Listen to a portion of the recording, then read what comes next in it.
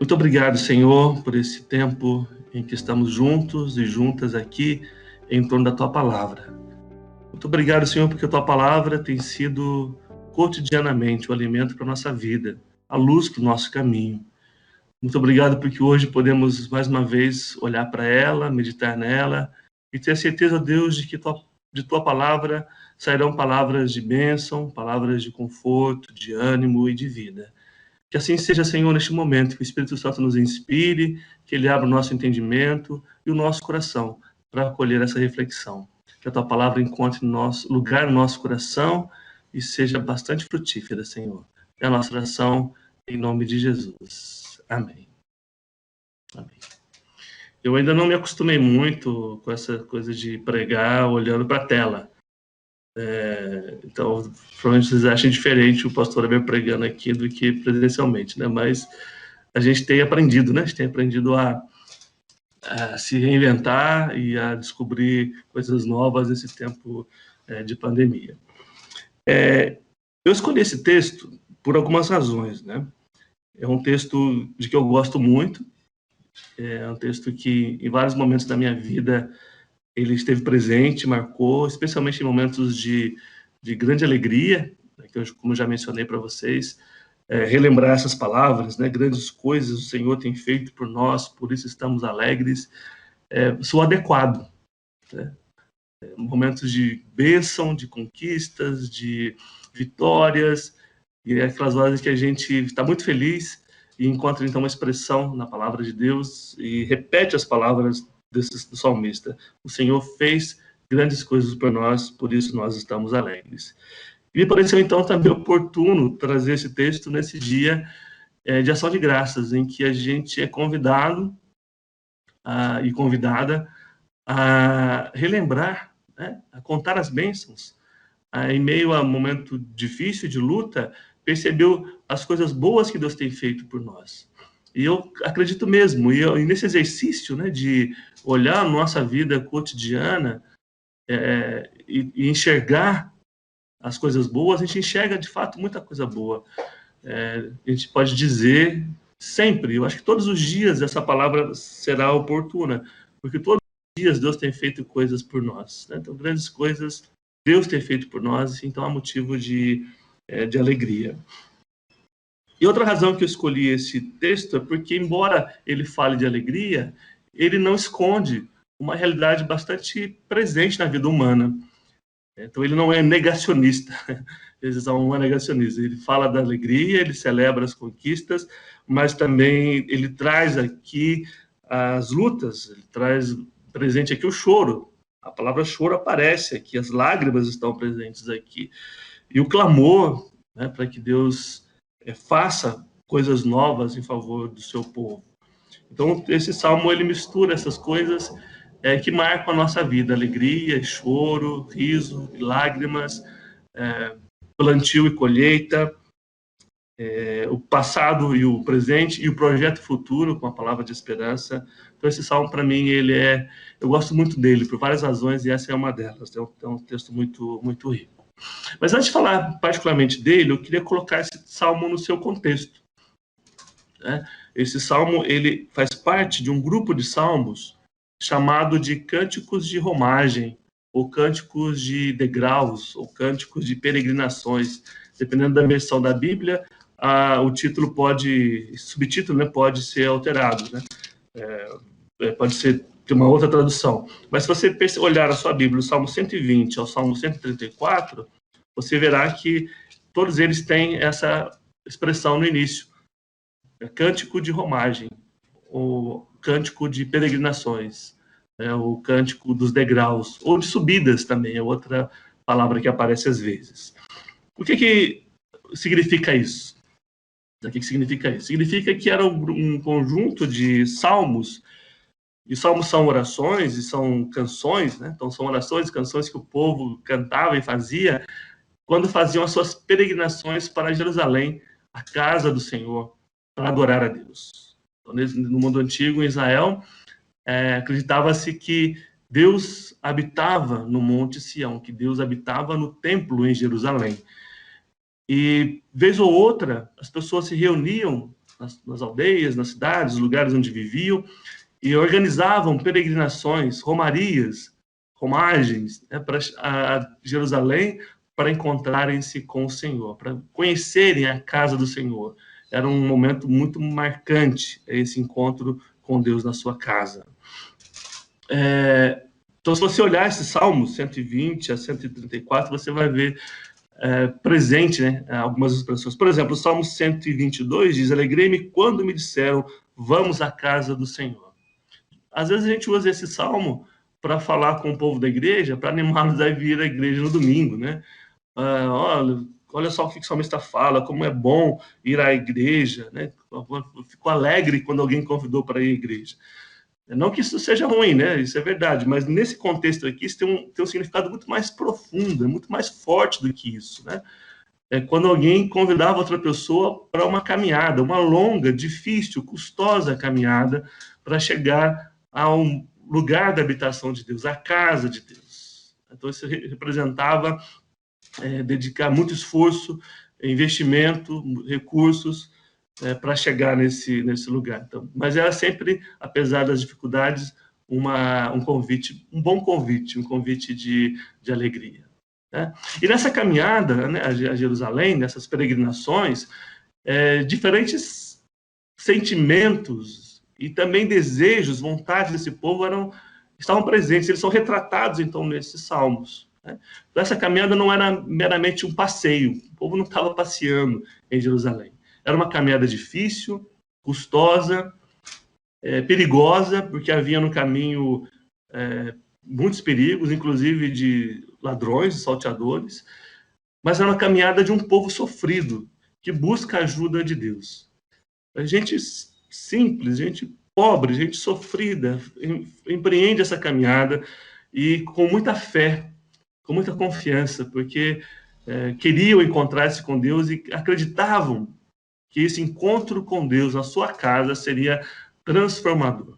Né? Esses salmos, então, falam de união, falam da família. A família é retratada muitas vezes aqui nestes salmos. Falam das lutas, dos medos, dos temores que esse povo tinha, mas também fala de celebração e de festa. Então, essas coisas se misturam nessa caminhada. Então, uma caminhada difícil, uma caminhada de um povo sofrido, uma caminhada cheia de esperança também. E eles vão cantando, então, as suas dores, vão cantando as suas angústias, vão falando com Deus sobre os seus temores, e eles vão, ao mesmo tempo, percebendo o cuidado, o amor e a presença de Deus em vários momentos de sua vida e de sua história. Então, momentos da história são relembrados, momentos que remetem ao cuidado e o amor de Deus por seu povo. Era uma caminhada, isso é um aspecto muito importante desses salmos, que não se fazia solitariamente, mas era uma caminhada comunitária. Então, isso é um aspecto muito importante dessa caminhada. Ninguém empreendia uma caminhada assim sozinho ou sozinha. Era sempre em grupo. As pessoas organizavam e iam a Jerusalém para este encontro. Era uma caminhada familiar, a família ia junto. Numa dessas caminhadas, uma dessas peregrinações, que Jesus se perde, por exemplo, de José e Maria. Lembram-se dessa história lá no Evangelho? Quando ele fica para trás discutindo com os doutores no templo. A família está junto. E tinha tanta gente de confiança junto que me parece que José e Maria nem se preocupam muito em ficar vigiando Jesus, né? Porque uns cuidam dos outros. Então demora um pouquinho, inclusive, para perceberem que a criança ficou para trás. É uma caminhada comunitária, então, uma caminhada que se faz com outras pessoas, pessoas amigas, pessoas amadas, pessoas queridas, pessoas próximas, pessoas que estão ali para ajudar, que estão ali para, de fato, caminhar juntos, suportar, né, em cada momento. Porque é uma caminhada difícil, porque é uma caminhada perigosa. Já pelo caminho, eles iam orando, e esse é outro aspecto importante, né? E vão ao templo para a celebração, mas não esperam chegar no templo para a celebração, eles já vão pelo caminho orando e cantando e contando as suas histórias e as suas experiências com Deus. E então alguma coisa maravilhosa acontecia, porque eles percebiam que Deus não estava lá em Jerusalém, mas que Deus estava com eles no caminho. E para mim o Salmo 121, que é desse grupo de salmos, é o mais representativo dessa percepção, né? Leva os olhos para os montes, de onde me virá o socorro? Então eles olham para cima, o monte, lá onde está Deus, mas eles repetem, o meu socorro vem do Senhor que fez o céu e a terra, e o Salmo vai falando então de um Deus que caminha junto, que não cansa, que não para descansar, que não cochila, que não dorme, e a percepção então de que Deus não está na chegada, mas que Deus está no caminho com o seu povo. Então isso é maravilhoso, a meu ver, né? Então, o povo projeta lá na chegada, lá no templo em Jerusalém, lá no monte de Deus, na casa de Deus, um encontro com Deus que será abençoador, transformador, mas de repente eles percebem que Deus não está lá no fim do caminho, mas que Deus está com eles nesse caminho. Deus está com eles enquanto eles caminham. Deus não está na chegada, Deus está no caminho. Isso me faz lembrar da teologia do caminho, que é tão cara, tão preciosa para nós metodistas, né? Eu sei que há alguns não metodistas aqui, mas a teologia metodista, a teologia do caminho, ela é central, né, para compreender a salvação. Então, a vida é caminho, a salvação é caminho, Deus se faz presente no caminho. E é isso que o povo percebe enquanto eles caminham. Então, o Salmo 126 está posto dentro desse contexto. E eu queria, então, agora falar um pouquinho mais especificamente sobre ele brevemente. É um texto que fala de alegria, como eu já mencionei, então refere-se a um evento do passado que foi motivo de grande júbilo, de grande celebração, que foi quando Deus restaurou a sorte do seu povo, tirando do exílio e trazendo de volta a sua terra. Então Deus manifestou seu poder, Deus manifestou seu amor para o seu povo, livrando da opressão do exílio e restaurando o povo de Israel. E isso foi motivo de grande alegria. Então o povo ficou muito feliz e essa alegria e felicidade transbordou a ponto de outras pessoas dizerem: eles estão muito alegres, porque Deus fez coisas grandes por eles. E eles repetem: com efeito, grandes coisas Deus tem feito por nós, por isso estamos alegres. E a alegria é pelo que Deus fez, pelo que Deus já fez. Né? Então, nessas caminhadas, era comum recontar essas histórias para relembrar aquilo que Deus tinha feito em favor do seu povo. Mas esse lembrar do passado e essa alegria no Salmo se mistura com clamor. É como se o povo dissesse: faz de novo, Senhor. Então, no versículo 4, restaura, Senhor, a nossa sorte como as torrentes no Negueb. Então, o povo percebe, num momento agora ainda difícil, um momento desafiador, e que precisa dessa ajuda, desse Deus que já fez tanto por eles. E clamo, então, para que Deus faça de novo. Então, é um canto que fala da alegria, que fala do choro, mas que fala também da esperança, porque o Salmo termina com a palavra de esperança. Os que com lágrimas semeiam, com júbilo ceifarão. Quem sai andando e chorando enquanto semeia, voltará com alegria, trazendo seus feixes. Então, o choro de quem planta e a alegria de quem colhe, mas só colhe quem planta. Então, traz aqui imagens da agricultura. Quem já trabalhou, ou trabalha ainda no campo, sabe o que isso representa, né? Todo o esforço e toda a fé que é preciso também, a esperança de que a chuva venha no tempo certo. É um trabalho muito sofrido, mas nada se compara, esse sofrimento não se compara com a alegria da colheita, daquilo que vem no futuro. Então, o Salmo que fala também da esperança. E para concluir, irmãos e irmãs, essa reflexão, esse Salmo me faz pensar na nossa vida nesse tempo de pandemia. Então, o que ele tem a ver conosco nesse tempo tão significativo que nós estamos vivendo, né? Nesse tempo de uma crise mundial, talvez sem precedentes, nesse tempo de choro, de medo, de isolamento, de confusão, também de salteadores, de aproveitadores, como havia naquele tempo, né? Nesse tempo tão difícil para o povo, e as pessoas que poderiam fazer alguma coisa para amenizar o sofrimento, poderiam fazer alguma coisa para evitar mortes, usam politicamente esse tempo para se projetar, né, para ganhar capital político. Vimos assustadíssimos, eu pelo menos, né, na televisão, as pessoas roubando, né, desviando dinheiro que seria para compra de medicamentos e outras coisas mais.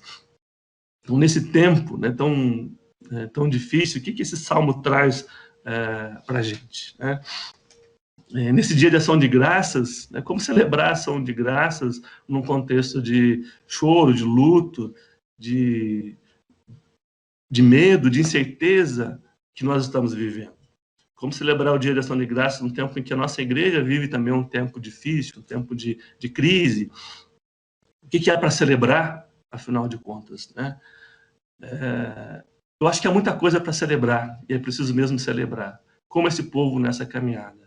Então, um povo sofrido, que faz uma caminhada difícil, porque precisa da ajuda e do cuidado de Deus. Mas, ao mesmo tempo que eles caminham buscando a solução para os seus problemas, eles celebram já.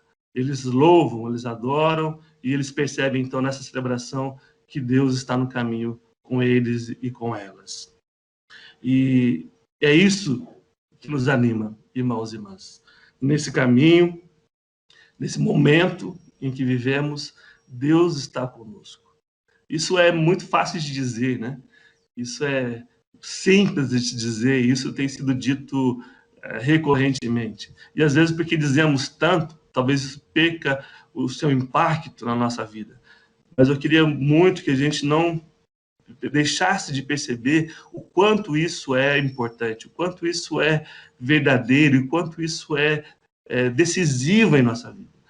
Que nesse tempo difícil, para o mundo, para nossas famílias, para nossa igreja, que Deus está conosco no caminho, que Deus não nos abandona, que Deus nos acompanha, né, que Deus não está na chegada, mas que Ele está na caminhada, que não é ao final da crise que nós vamos poder encontrar Deus e então agradecê-lo porque chegou ao final de um momento difícil, que é agora, que é nesse momento, né, que nós devemos enxergar, perceber Deus e agradecê-lo porque Ele está conosco e é Ele quem nos fortalece nesse caminho.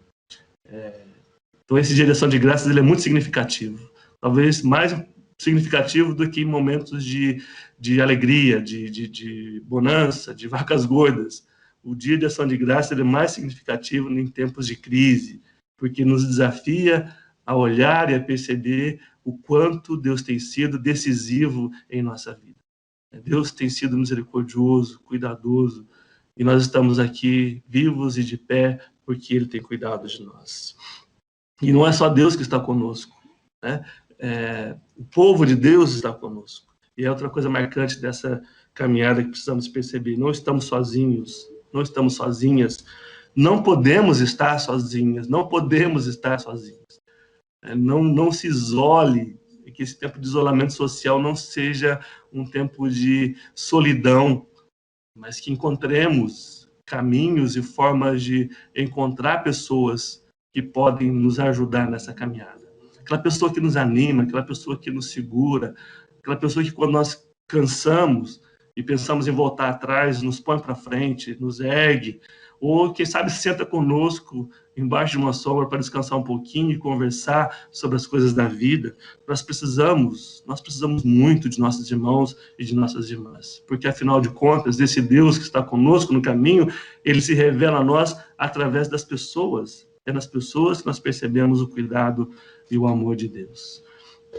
Então, minha oração por mim e por vocês é que nesse dia de ação de graças, a gente consiga enxergar os muitos motivos e razões para agradecer a Deus e que sejamos capazes de enxergar a sua presença e a presença de cada pessoa que tem sido importante em nossa vida, né? Sejamos capazes de enxergar os sinais e o cuidado de Deus. Deus está conosco no caminho e não apenas na chegada. Está na chegada também, mas Ele caminha conosco, Ele está conosco enquanto a gente caminha. Que Deus abençoe muito a vida de vocês, né? É motivo também de gratidão esse tempo, porque os tempos difíceis nos ensinam muitas coisas, nos depuram, nos fazem abrir mão de coisas supérfluas e valorizar aquelas que são de fato essenciais, e aquilo de que a gente sente falta nesse tempo é aquilo que de fato é importante para a nossa vida. E é motivo também para agradecer, porque em meio às crises, muita coisa boa tem acontecido. Eu poderia dizer da minha própria vida, da minha vida aqui em família, da minha vida pessoal, quanta coisa boa aconteceu esse ano. Um ano de muitas frustrações, de perdas, né? Perdi pessoas muito queridas, de luto, mas também de coisas boas. Deus ensinou-me e tem me dado muitas coisas boas também nesse tempo. Eu tenho certeza que com você também. Porque nesse dia de ação de graça a gente faça esse exercício. É de não fingir, né? Não, de novo, o Salmo não é negacionista, né? O Salmo não nega a tristeza, o choro, o sofrimento, mas ele também não é pessimista. O Salmo ele é cheio de esperança, é cheio de esperança. Nós não negamos que estamos num tempo difícil, não negamos as ameaças e os perigos que nos cercam, mas nós também não nos prostramos, nós não nos entregamos, nós não nos curvamos diante das situações difíceis da vida. Nós estamos cheios de fé e de esperança, porque Deus está conosco nesse caminho. Que assim Deus nos abençoe. Amém?